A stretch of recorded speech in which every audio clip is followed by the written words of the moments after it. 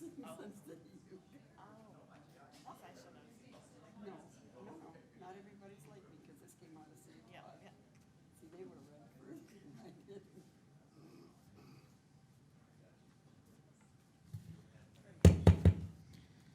Hello, I'd like to call to order the Committee of a Whole for August 26th. Please call the roll. Councilmember Wood, Here. Councilmember Spitzley, Councilmember Spatafor, Councilmember Jackson, Councilmember Hussein, Councilmember Washington, Councilmember Garza, Councilmember Dunbar.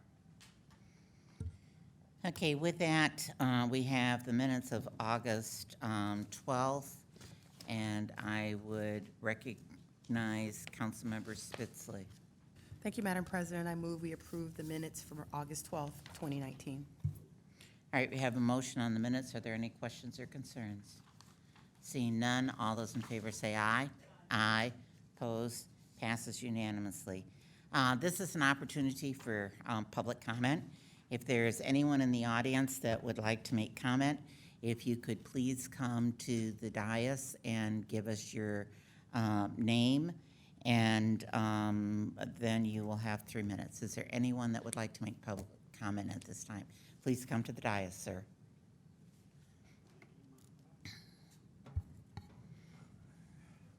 Give us your name for the record. Good evening, ladies and gentlemen of the council. I'm John Pavlik, owner of the electronic outlet and Pavlik Audio at 5104 South Pennsylvania in South Lansing. I was born and raised in Lansing, attended Lansing Public. Sir, we're going to stop you just for a minute. Yes, can we have City TV please come out here now? Lori? City TV, can you come check this light? Is that the one that they said that they finally fixed? No, it looks like it's about to blow out. Just one moment. I'm not taking the stairs, just so we all understand that. Me either, girl, I'm going with you. Yeah, thank you. It's still on. Okay, we're off. Light is off.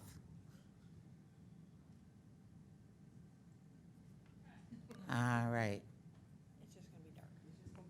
It's going to be a little bit dark. I'm sorry for the interruption, but we figured that you'd like to get through with your 3 minutes before we had to evacuate. I would, thank you. All right. Could you please All right, I'll start over. sir? Good evening, ladies and gentlemen of the council. I'm John Pavlik, owner of the electronic outlet and Pavlik Audio at 5104 South Pennsylvania in South Lansing. I was born and raised in Lansing, attended Lansing Public Schools and LCC. I started my business career in Lansing in 1971. Lansing's been good to me. I've always enjoyed this city. The reason I'm here tonight is to address a letter citing sign ordinance violations from the City of Lansing Planning and Zoning Office, and to be a voice for several Lansing business owners. Why was the Lansing business owners not part of the new sign ordinance? According to the sign violations cited for our business, most of South Pennsylvania, as well as many of the commercial corridors throughout the city of Lansing, are also non-compliant, which looks like selective enforcement to those of us trying to comply. Companion automotive businesses are also concerned about unreasonable sign ordinances that undermine our retailing efforts to succeed in the Lansing area, for which no complaints have been filed, just city code violations. I have called and emailed Mr. Brian McGrain, the Department of Economic Development and Planning Director, last week. No response has been received from Mr. McGrain to set an appointment for discussion of these matters. We have some valid concerns and would like to have an open discussion to be included in future City of Lansing sign ordinance legislation that would promote a business-friendly economic atmosphere for no new business developments. We hear that many of these signs, banners, and so forth are distracting. why don't we ever take a look at cell phones in Lansing? I'm sure that all of you pulled up at a light and somebody's not moving for 2 or 3 or several seconds, and they're playing on their phones. I call that distracting.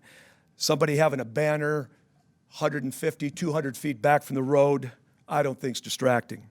And we've also, since then, have replaced some of our banners with the American flags, not just to be patriotic, but that's kind of what we do because we want to attract attention. And we don't worry about anything being done about the American flag. Nobody wants to touch that.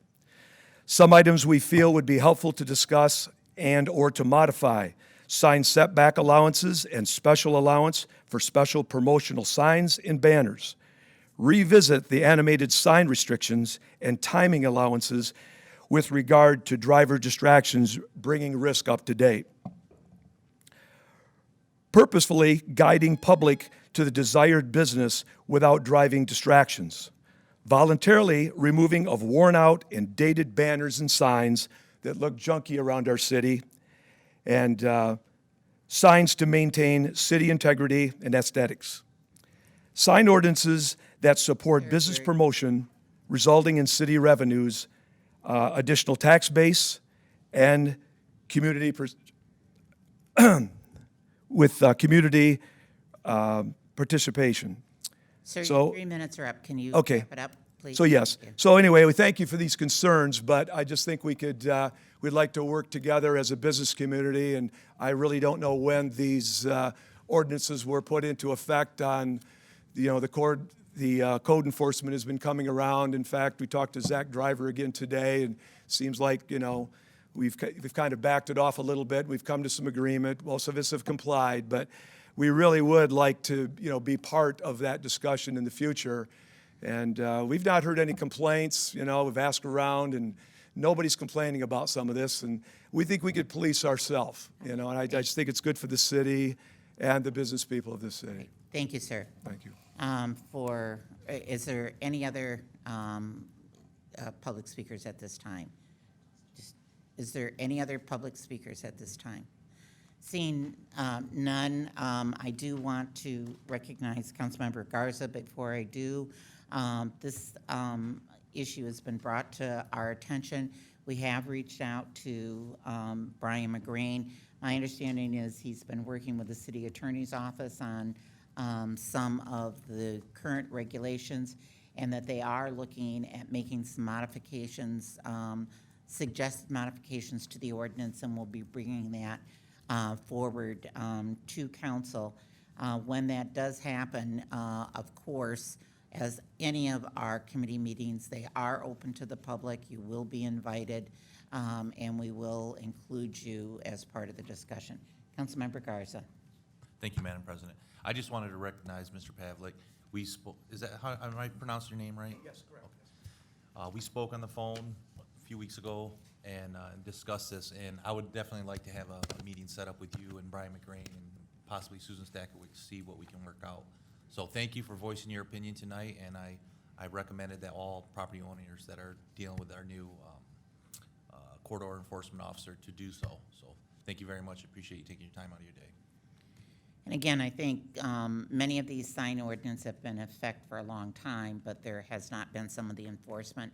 Now that we have a corridor inspector, they have stepped up the enforcement process of it. Before we move on to the next item in our agenda, I would like to discuss with council members the following memo that is going around. As many of you are aware, the council received a ordinance amendment to Chapter 1300 of the Marijuana Establishments in Operation. We have been, this was given to the Public Safety Committee. Public Safety Committee has diligently been working on this every week since then. As we have been putting together the ordinance, we understood that the deadline was November 1st, 2019. It's come to our attention through the committee that there were some things that were not conveyed to us when this was originally given to us, which has changed our timeline drastically. The Public Safety Committee on the 27th will be looking at the final draft of the ordinance, and then it will be sent to the Planning Board for their public hearing. That is scheduled for September 3rd, so no later than August 30th will that draft ordinance be presented to the Planning Department. On September 5th, the Public Safety Committee will be meeting to set a public hearing. And because this is a zoning ordinance, it requires a 15-day notice. So on September 9th, we'll be setting the public hearing for the 30th. The committee of a whole will be going through the ordinance on the 23rd. And on September 30th, we will be having a public hearing plus the passage of the ordinance. Because this is a zoning ordinance, it cannot take immediate effect and requires 30 days. So in order to meet the deadline of November 1st, we have to pass this on September 30th. We were under the understanding that we had probably till the middle of October, and so this now changes the entire time constraints that we have based on the fact that this is part of a zoning ordinance.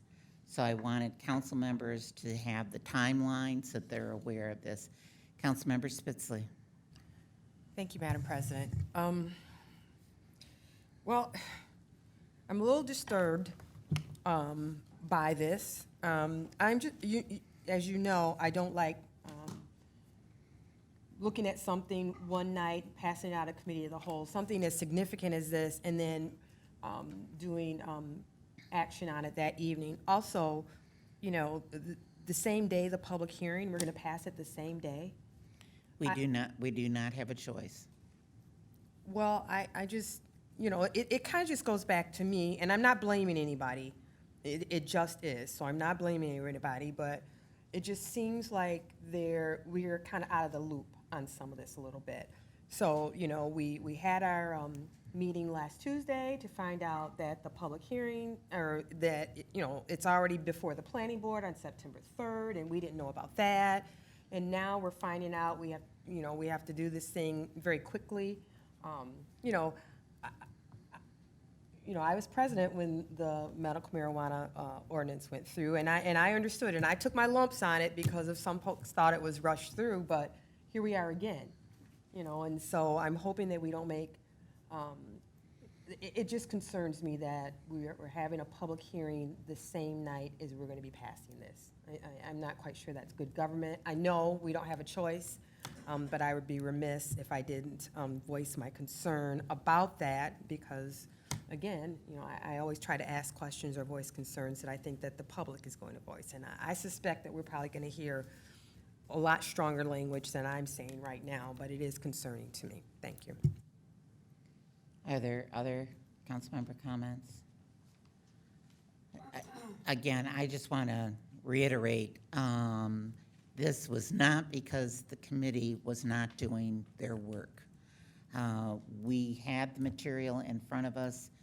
It wasn't until I started to look at some of the situations and where we were that we realized that we had to cut this timeline down to where we were in order to make sure that it was passed and acted, because that's the key word, not just passed, but enacted on November 1st.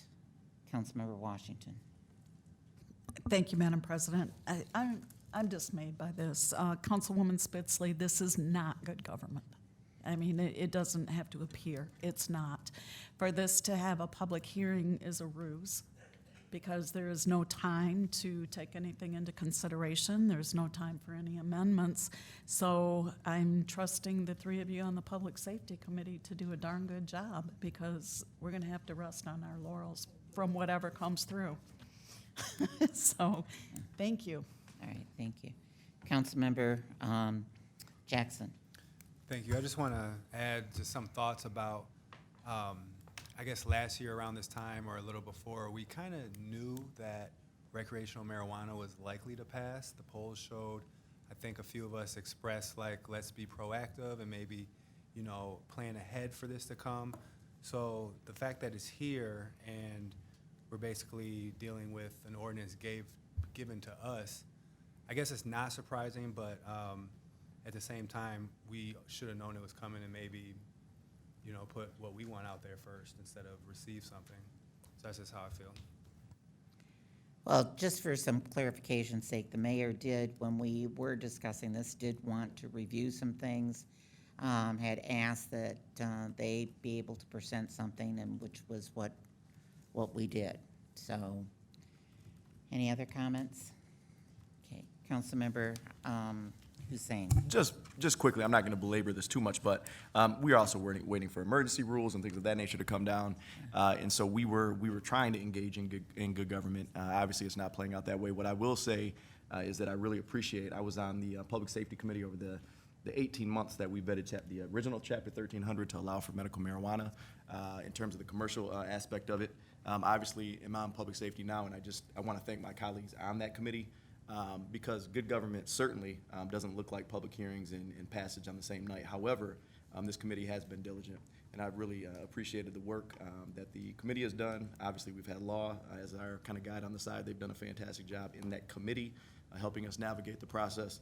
And so the biggest piece for me, though, is if we're going to have a public hearing, and the merit to a public hearing is actually being able to listen, reflect, potentially amend, and obviously we can't do that in this case. So, but I do appreciate Councilwoman Wood and her leadership. She's caught a few things that others haven't caught throughout this process. I think that's the power of institutional knowledge, and so I really appreciate your leadership on this. Thank you. Thank you. Councilmember Spitzley. Thank you, Madam President. I do want to second Councilmember Hussein. I think that Law's done a great job. We asked tough questions on the committee, and that's what we're supposed to do. And we've put some tough things before them, and they've came back. I don't want to get this into a love fest for Councilmember Wood, but I will add my other piece in there that I do think you've done a wonderful job as well. I think that the committee has worked through some tough issues and some evolving issues, and I think we've done a really good job. Notwithstanding what's going on right now, I've already voiced my concern and disappointment about that. But I do think that we've worked well. I think that we've worked within the law, within the emergency rules. We've tried very hard to make sure that our citizens are protected. And so as we continue through, again, while I would have preferred to have a little bit more time after the public hearing, I do think it is a very good document. And we will make sure that the rest of council, after we receive the comments back from the planning board, and if there are any changes or things that are incorporated in that, so that on September 9th, you will have the full document and be able to start approving that so that you're available to review this on the 23rd. Okay, with that, we move on in our agenda. The first item is the adoption of the ordinance for the Chief Strategy Officer. This is laying down the minimum requirements for this position. We, again, are doing a public hearing tonight, and we'll be looking at the adoption tonight because this person has been hired, and we were asked to make sure that we get this incorporated. So with that, Councilmember Spitzley, do we have a motion? Thank you, Madam President. I move that I move the ordinance for the City of Lansing to amend the Lansing Codified Ordinance to provide the minimum qualifications for a Chief Strategy Officer. Do you have any questions or concerns? Seeing none, all those in favor say aye. Aye. Opposed, passes unanimously. That takes us to the polling position changes for Ward 3. And Mr. City Clerk.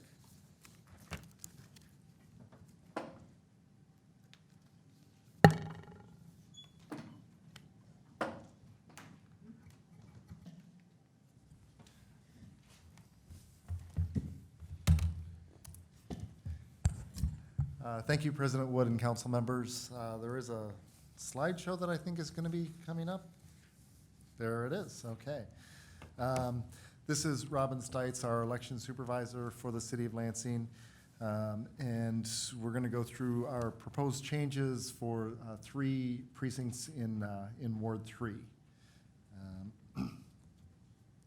So the reason for these relocations is to have locations with adequate space for voters. Some of the locations that we have right now just aren't working out very well.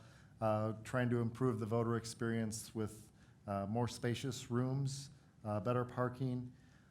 And we do want to get this implemented. Our primary goal is for November of 2020, but we always find that it's better to get things done well in advance of large turnout presidential elections, give the voters an opportunity to learn the new location. So that's why we're looking to implement this for the November 2019 election.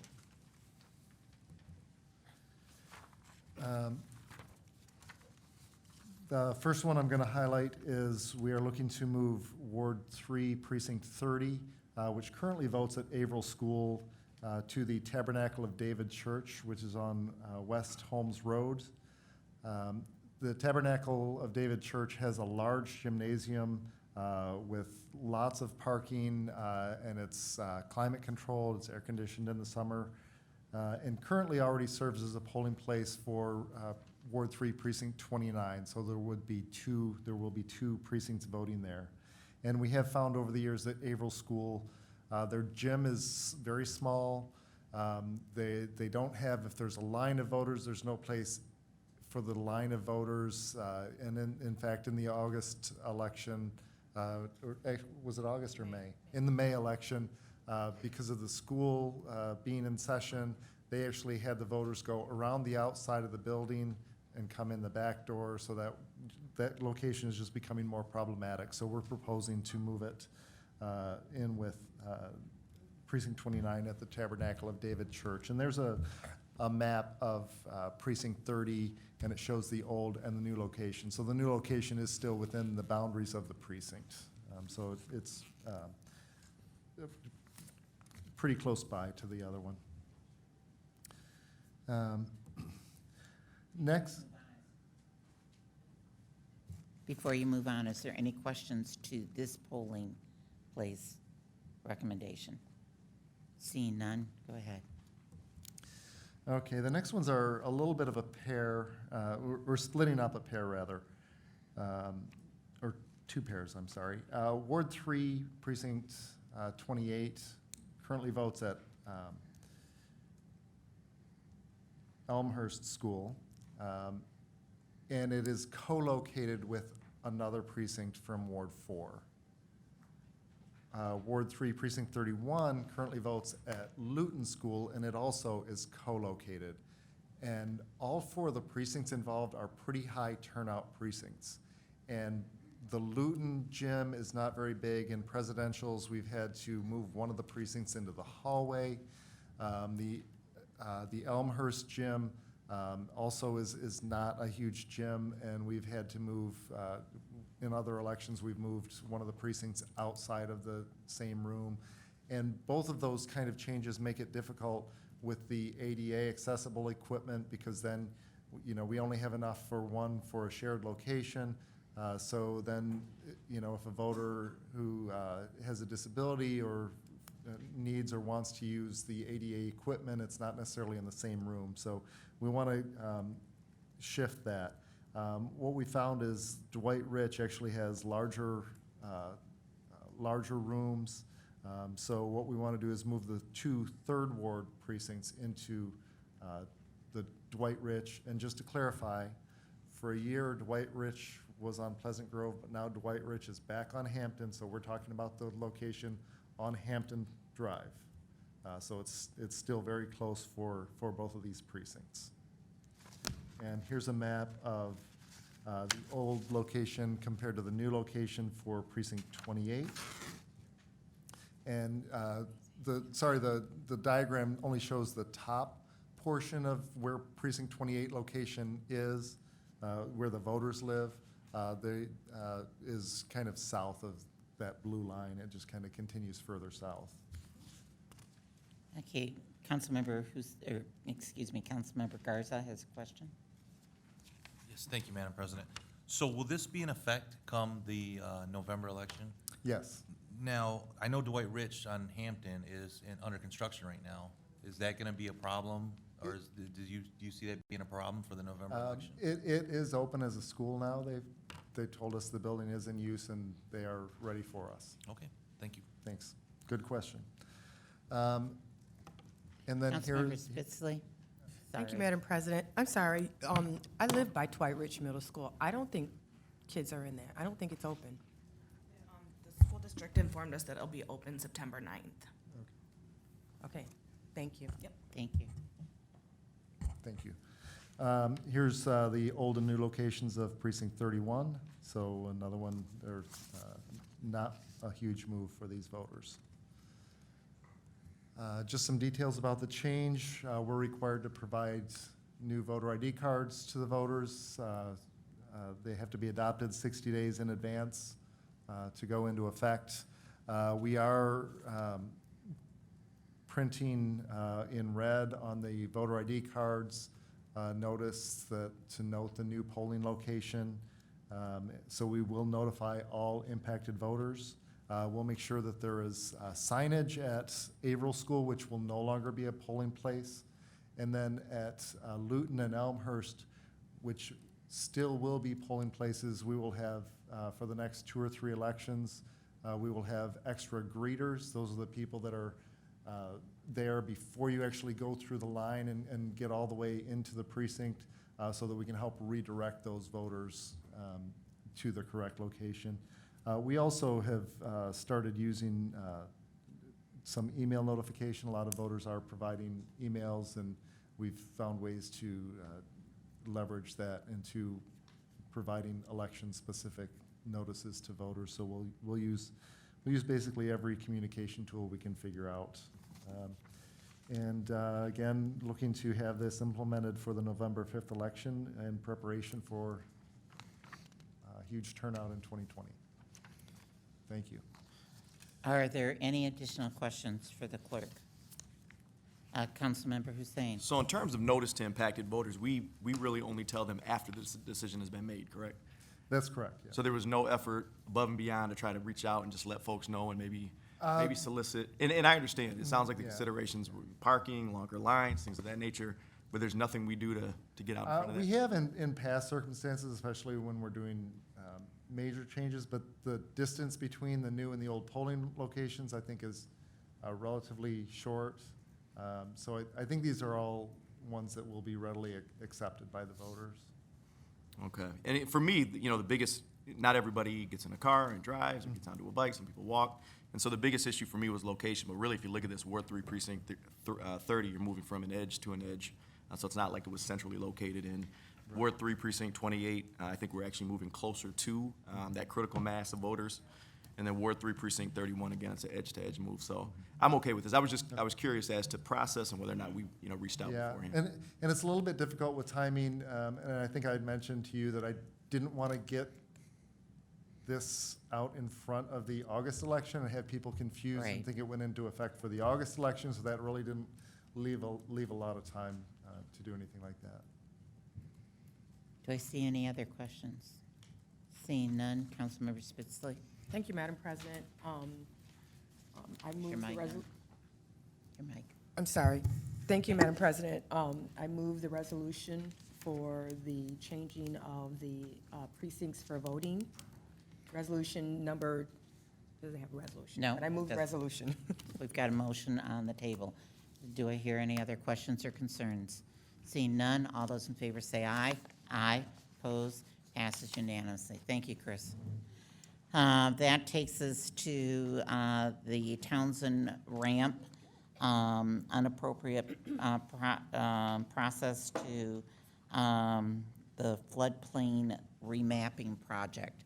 And Samantha, I believe you're going to address this. I am. Thank you, Madam President. We submitted a resolution to council a few months ago to appropriate money from Townsend, and included in that what would have been a residential portion for Urbandale at the request of council. And somehow in putting all of that together, there are several other partners who are involved. Board of Water and Light, for example, pays a certain amount. The city has an amount of $60,800, and we did not include the amount that we have to pay. We included the amount for the residents and somehow missed that. So it does not change the project, it does not change the process, we did not include that particular amount in that resolution. So we are submitting that to you now because it's by September 1st, I'm looking at Rhonda, that we need to have the money appropriated to begin the process according to FEMA, so.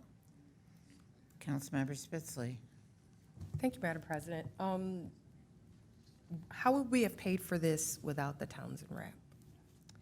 That's a good question. It would have been a struggle. It would have been trying to figure it out. And I think that I don't know. Are there, I just, again, I think, I don't know how this happened. You're saying that I'm sure it was an honest mistake. It's just kind of, again, one of those last minute things that just kind of baffle me. But I was just wondering how would we have paid for this if we hadn't caught it? Thank you. are there any other, Councilmember Washington? Again, Special Assessment but I do salary. want to say thank you for taking this off the backs of the people by whatever means we're paying for all of this. That was critically important to me because it was going to affect some of my most challenged neighborhoods. So I really appreciate this. I think where we're at is we already approved the appropriation for the neighborhoods. And what happened was there's sections that are owned by the city that were not, even though we went back 2 and 3 times trying to figure out how we were going to do this, we didn't have those numbers. We, council, did not have those numbers. And somehow they got left out of the configuration when it came before us. So now we're trying to correct that so that we can pay for the entire amount. Any other comments? Councilmember Spitzley? Are you asking if I have another comment, or am I moving the motion? Well, either one. Either one. I'm going to move. I'm going to Okay. move the resolution. We have a motion on the resolution. Are there any other questions or concerns? Seeing none, all those in favor say aye. Aye. Opposed, passes unanimously. That takes us to closed session. Councilmember Spitzley. Thank you, Madam President. Pursuant to MCL 152268, Subpart E, I hereby move that we recess into closed session to consult with the city attorney in connection with the following specific pending litigation. Having an open meeting would have a detrimental financial effect on the litigating or settlement position of the city of Lansing concerning these cases.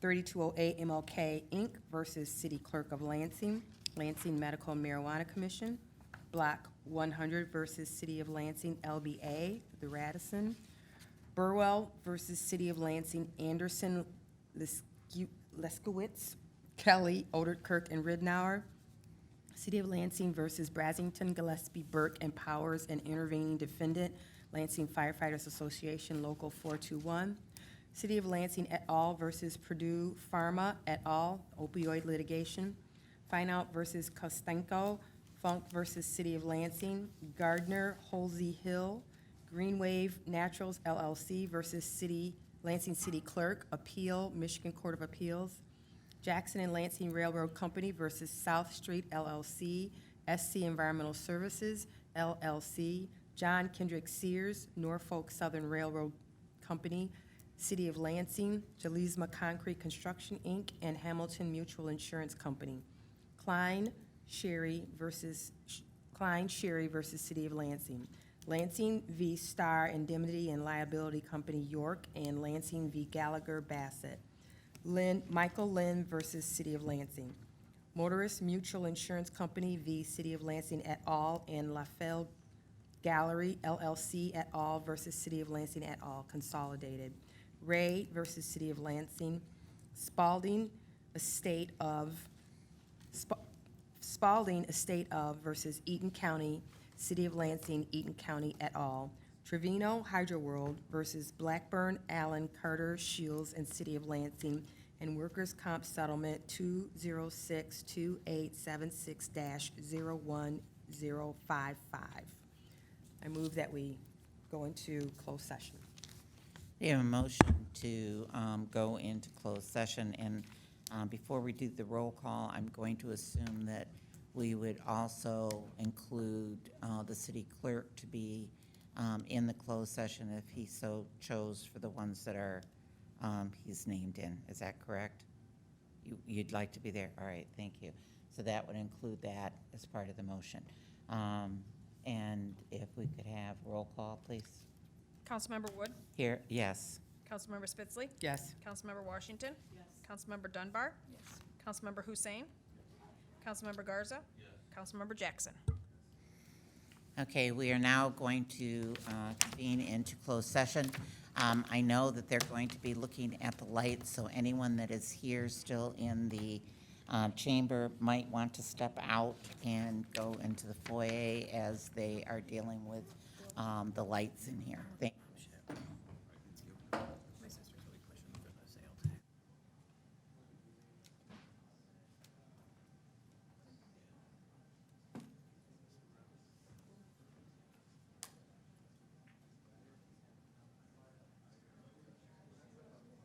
Mr. Jackson, I approved of your comments.